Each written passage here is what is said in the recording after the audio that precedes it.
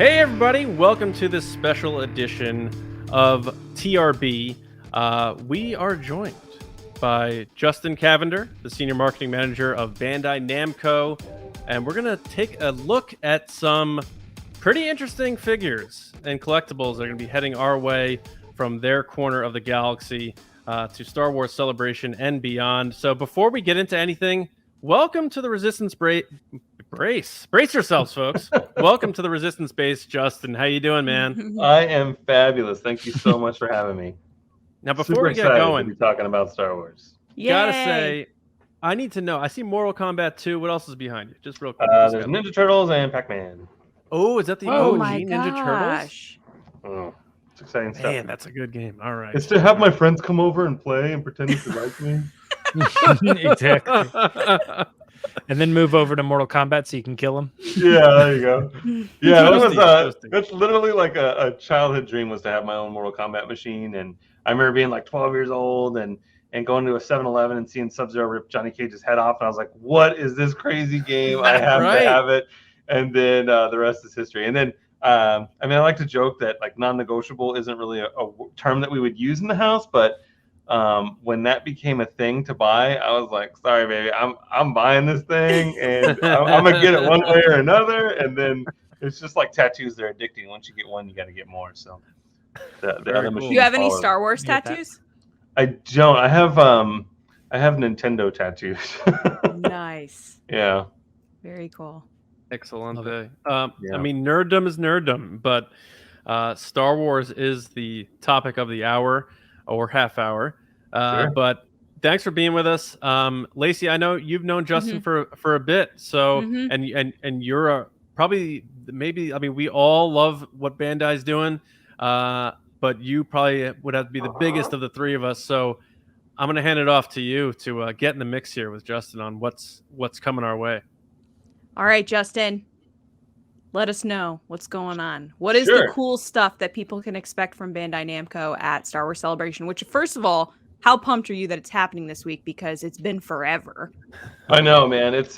We're slowly but steady getting back into like the convention circuit. Yeah. You know, we had like San Diego Special Edition, then we had WonderCon. You did Anime NYC, right? We did Anime NYC. Yeah, I ended up not. We had like a small presence there, kind of thing. It was more of like a low key thing, but nice. Normally we love Anime NYC. It was just sort of tricky at that time in November.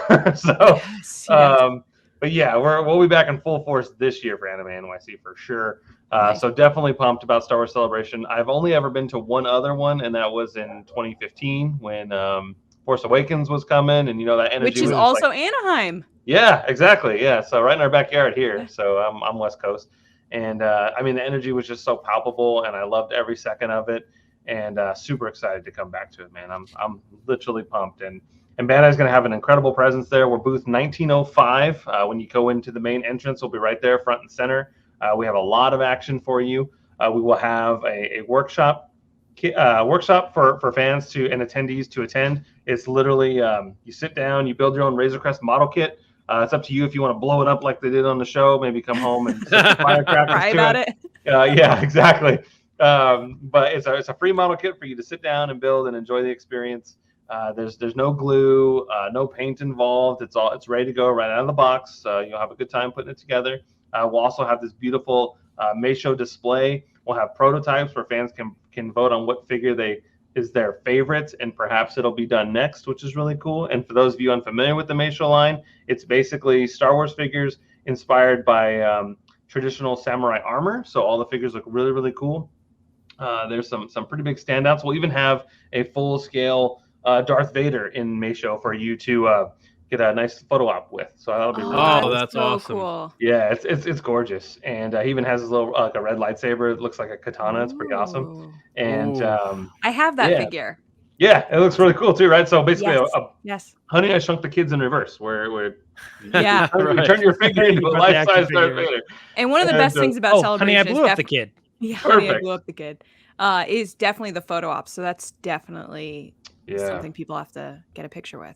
Very excited. Then we'll have the what do you call it? The Mandalorian in Beskar armor with Grogu. So that's a cool set for Meisho. I mean, obviously the tie-in to Lone Wolf and Cub is palpable and it looks great. Yeah. And everyone's going to be very excited about it. Get your hands on it. It'll be available at Star Wars Celebration. And then we even have an event exclusive, which is a Tamagotchi. It's an R2-D2 Platinum version that is available only at Star Wars Celebration. I actually have one here. It's in a really cool commemorative box. Even has a silver Bandai logo. So I know some fans are really partial to packaging and boxes, and that's not something that I've ever seen before. So that's really cool. And then the actual Tamagotchi is platinum. It looks really cool. And versus like the traditional one that kind of came out around Christmas time with like his normal paint scheme, you know, with like the blue and white. Like the white and blue, Yeah, which is adorable. My poor R2. He got captured by Jawas. He wasn't happy. He was beeping and booping, and I neglected him. And now I am not a responsible adult when it comes to Tamagotchi, and I am no longer allowed to take care of them. I'm on a list. I am banned from taking care of Tamagotchi. It's terrible. I love that those are coming back now because I grew up playing with those, and I remember my parents like hunting for them back in the day. And then everybody in the class had one, and we had this little house that our teacher made us put them in. And you were always like, but what if it dies? And they were like, put it in the house. And so like you had to like put it off to the side, and then you'd come at the end of the day to look at it, and it would be like dead or right. It's like equivalent to taking care of this egg for like a week, right? And like your home ec class kind of thing. It's like take care of this Tamagotchi. It's so funny because when those were popular, I was into what was called a Gigapet. I don't know if anybody really remembers Nano that. Pets, yeah. Well, I specifically Gigapet though, and I was like, well, there's kind of two brands. It felt like Tamagotchi was Blu-ray, and I was HD DVD. Yeah, 100%. Yeah, I was like, it's kind of a toss-up. I have Gigapet. Some people have Tamagotchi, and I was like, I feel like I lost that one hard. Like nobody remembers Gigapet. They all talk about Tamagotchi. I remember Gigapet. So I'm with you, man. I totally get it. And if I had a Gigapet, it would have died too. I need like a Tamagotchi graveyard kind of thing to just throw all these in the backyard. It's terrible. By the way, we talked about that. I know you had it in your hand. I've got a good picture here if anyone wants to take a look. I mean, even maybe your illustration was a little bit better, but that is the event exclusive, you said, right? Correct. Yes. Which will qualify you for the pin program too, by the way. Throwing that out. Oh, there. yeah. Nice. Do you have a pin? Yeah, so the Star Wars Celebration, some of the vendors and exhibitors qualify for like the special pin program, and I'm very excited about it. It's a very limited number, but there's like a price threshold. I believe it's $30 that'll get you a pin. So got it. So there's an incentive program that if you spend a certain amount, you get to unlock that pin. That's very cool. Yeah, it's very awesome. To get the exclusive Tamagotchi or to get the figure, is there anything people have to do daily? Are you doing only so many a day? Is there any type of ticketing system or anything that people need to know? No, you just go to our booth, line up, and you can make your purchase. As of right now, they're not limited. The Tamagotchis are not limited to any quantities at the moment. That could change in the event that there's like a fervor and everyone's got their pitchforks and they are coming at me with violence. But for the most part, it's not limited at this time now. That's really cool. And are you guys doing any panels at the show? Because obviously you have all this cool stuff on the show floor. Are you doing anything outside the show floor? We are. So we'll be participating in a couple of panels. There is the Star Wars Collectibles update with Brian Merton, and that is Thursday at 2:30. And then that's on the Twin Sun stage. And then we will be doing something with the Star Wars Live panel that's happening on Saturday. We don't have a time yet. Yeah, so we'll see what that's going to be. But keep your eyes and ears locked out on that one. And then we'll also be doing Star Wars Samurai Universe, which is Sunday at 11, and that's on the University stage. So that'll be a blast as well. Very cool. That's really great. So you've been doing cons for a while, both fan and professionally. So I know there's a lot of our listeners that are either new or just always going to different cons. Do you have any like tips you would give people, like either first timers or something you've learned over the years that like you got to do this or you have to bring this type of stuff? Yeah. So, I mean, a couple of things. Like one, wash your hands as often as you can because people are just dirty. You can't assume that people practice, safe hygiene. So definitely wash your hands. There's like the whole nerd flu or whatever it is you want to call it. Yeah, there you go. That is real, man. And then in a post-COVID world, it's even worse. So I mean, definitely take care of yourself. I would say, first of all, and then kind of have an understanding, maybe even a roadmap of things that you are really passionate about and that you want to do. So if there's any panels that are on your top 5 list of things that you are definitely interested in, then have those on your radar, maybe map them out and have like an itinerary so you don't miss them. A lot of times those panels are packed and you might miss, your opportunity because they filled up the room too fast. Something that you thought no one's going to go to this thing, but before you know it, the line's too long and you're not going to get in. That's always a big disappointment, especially if you're traveling across the country and that's something that you're passionate about. Then I would find that one thing that you absolutely have to do and just die on that hill. Be prepared to get there early just so you don't miss that one thing, because that would be really sad. And then just kind of pace yourself. It's a 4-day event. Don't go crazy. Don't kill yourself on that first day. I think that there's a lot to breathe in and to take in and just enjoy yourself. I think a lot of people get this rush that I have to do this, I have to do that, I have to do this, I have to do that. But once you just sort of map out your day, I think it'll make things a lot easier, to be honest. I know you're some great advice. Yeah, I know you're going to be there working, but like, is there anything in particular you've heard, like maybe other exhibitors that are going to be there too, or like some special event that's actually happening that you're kind of going to slip away because you're excited for it? Right. So as of right now, the answer that I have is no, but I am I'm like holding my breath for some sort of like video game announcement, or reveal. Obviously Fallen Order 2 kind of thing. Exactly. Or maybe even KOTOR, the remake of that. Yeah. So I mean, I got my ear to the train tracks there. I'm kind of listening for something to come through. But as of right now, no. I mean, I have like the best job. I'm the guy. I'm like the giveaway guy. I'm the guy that just talks to everybody. If you're at booth 1905 and you just want to talk Star Wars to somebody, or you're gonna scream, come find me. I mean, I'm happy to hang out, talk toys, whatever it is you want to do. I can take your picture in front of the May Show statue. We can talk toys, talk Star Wars, whatever you want. You can be in our TikTok videos, for crying out loud. We can do some Star Wars trivia with you. Whatever you want to do. We have a really good time. For us, it's more about the experience than it is. Yeah, we want to sell stuff, and that's, we want to keep the lights on. We're a company, right? We got to make money. Right. But at the end of the day, we're at a con and we want to celebrate. We want to have a good time. So whatever suits your fancy. You want to talk Star Wars? Let's do it, man. Happy to do it. I wanted to ask you about this because, canon is so precious to Star Wars fans. Your figures are, not canon, so to speak, but there's an allure to them that's very unique and very special, especially for people who really appreciate and understand the origin of influence on George Lucas with Star Wars, like Seven Samurai, Kurosawa, that sort of stuff. And now they're bringing that stuff back with other non-canon stuff like Visions.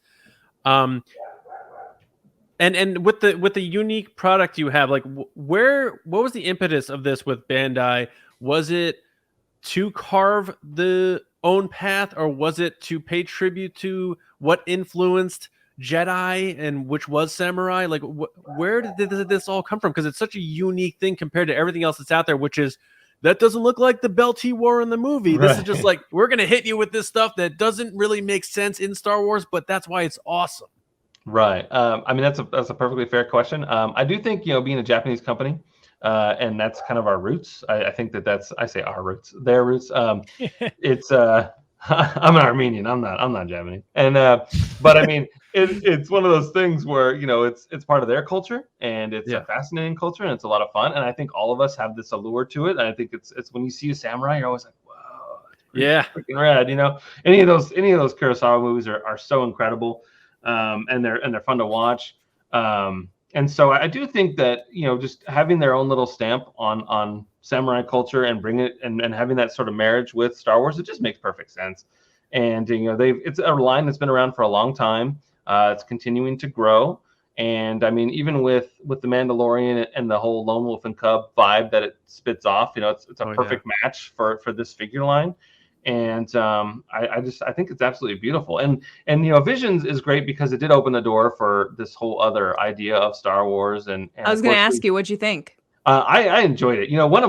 I had a couple of favorite episodes, but the one with the little robot was like one of my favorite ones. That was James's favorite. TOB1. Yeah, that one was so cool. I freaking love that one. And it was cool because you got to take a breather after the craziness that was the episode before, where all the the Sith like kind of like showed, all the bad guys showed up and mowed everybody down. You needed a beat to kind of I'm absolutely just as guilty as anybody else, but I feel really bad for Visions because I feel like it got a half a week or a week at most of people being like, this is cool, this is a new thing for Star Wars, and then it was literally like forgotten, because how many people have really gone back and rewatched those episodes? And I know that there's like awesome stories and just like you can go back and enjoy those 15-minute shorts, like here and there, but it's like everybody just like watched it like one quick thing and they're like, those were neat, and then it's just like gone. And I just it's there and it's like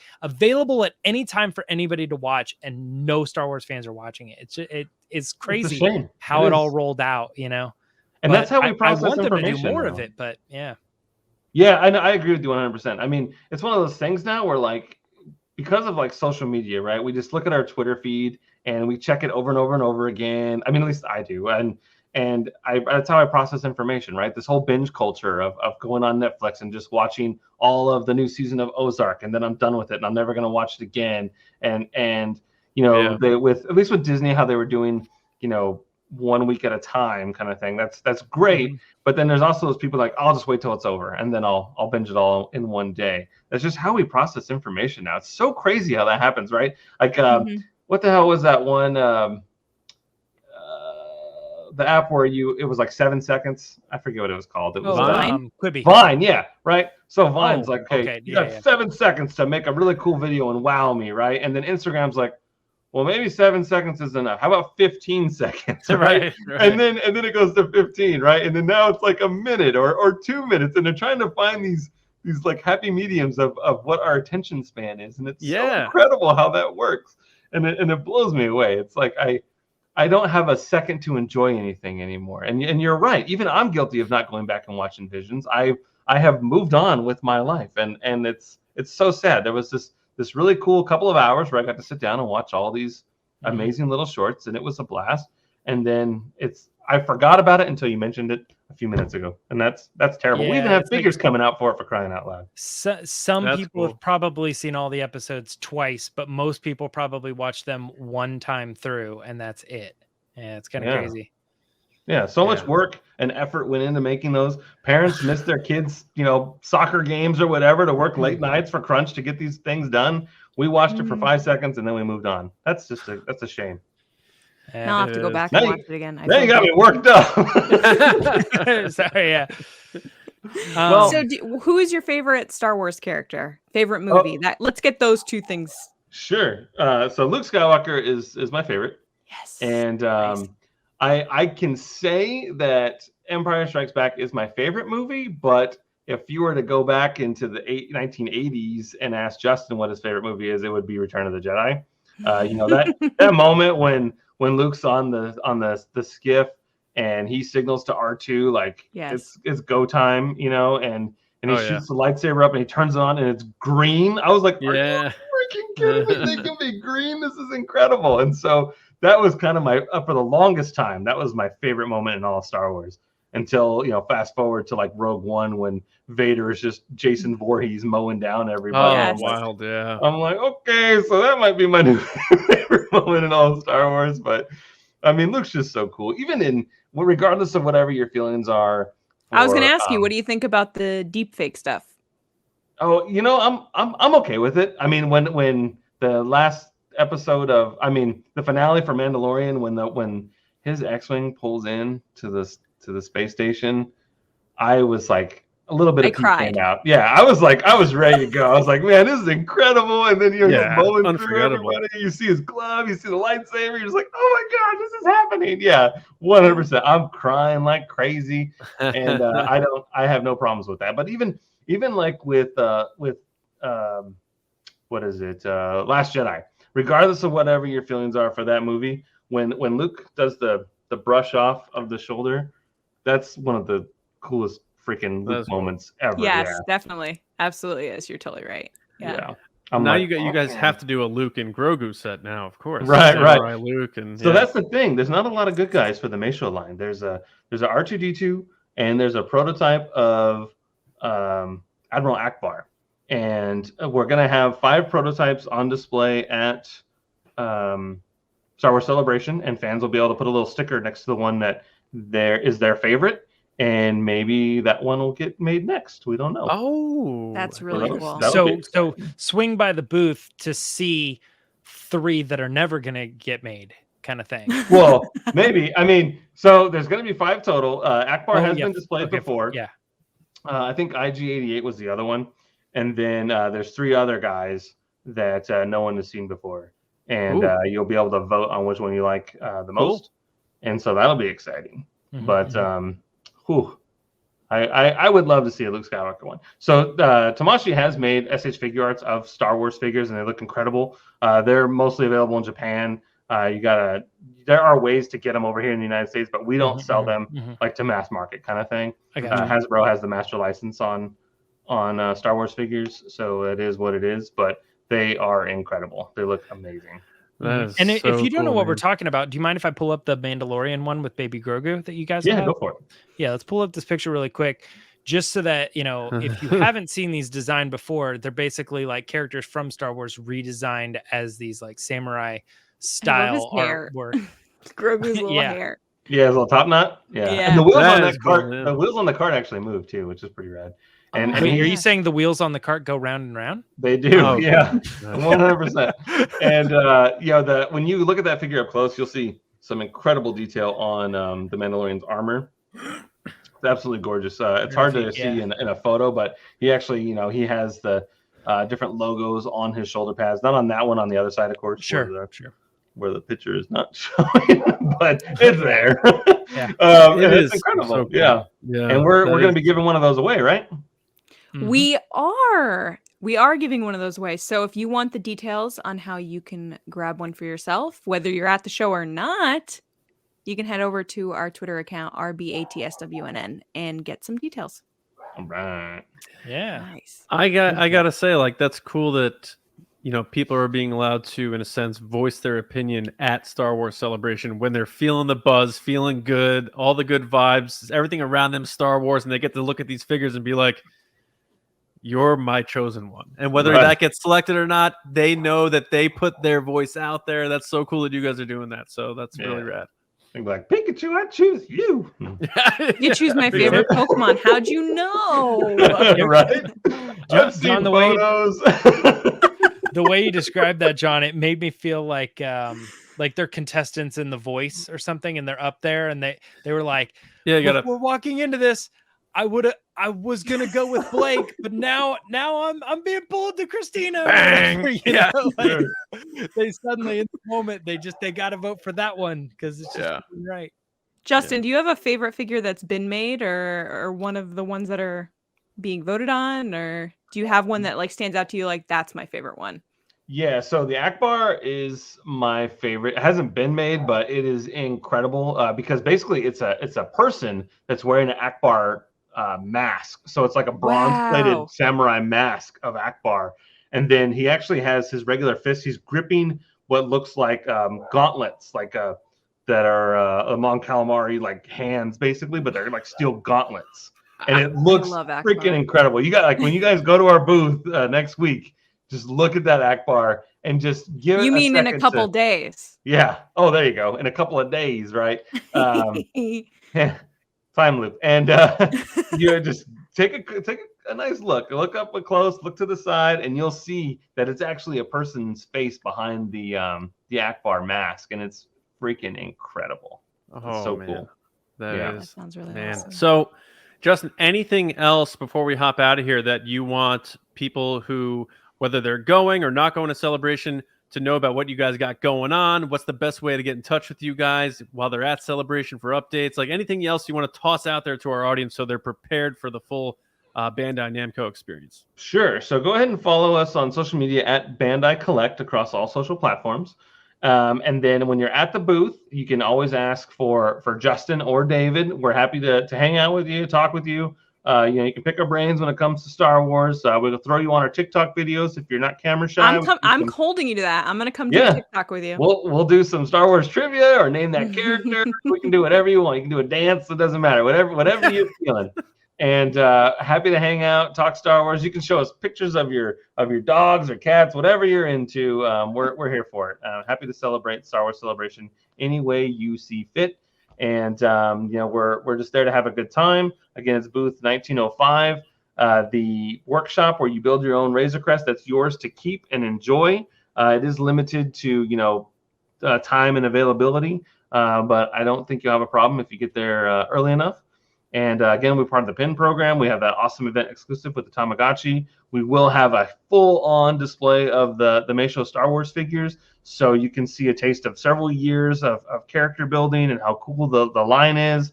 And we'll have the life-size Darth Vader to take your picture with. Again, that's going to be incredible, and it's just going to be a good time.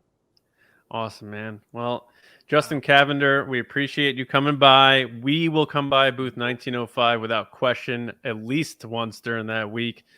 We can't wait because it sounds like you guys have a really cool interactive experience planned at your booth, which doesn't always happen. So I like the fact that you're really going to be hands-on and involved with everybody. That's really cool. So we look forward to seeing you at Celebration. Have a great final prep for it, and we'll see you there. And we hope everyone enjoyed what we brought to the table here, and I hope you're as excited as we are for some future Bandai Namco figures.